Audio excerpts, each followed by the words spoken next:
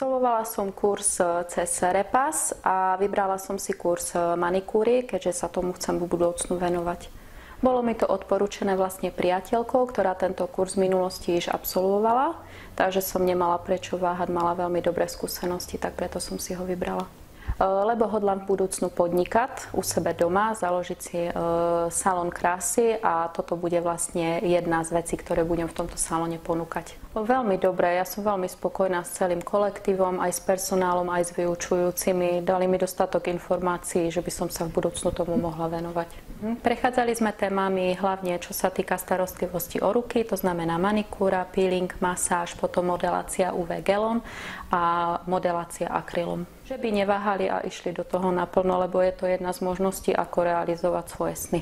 Že by určite nabrali odvahu do toho ísť, osamostatniť sa, možno proste privydelať si sám na seba a robiť niečo, čo ho baví.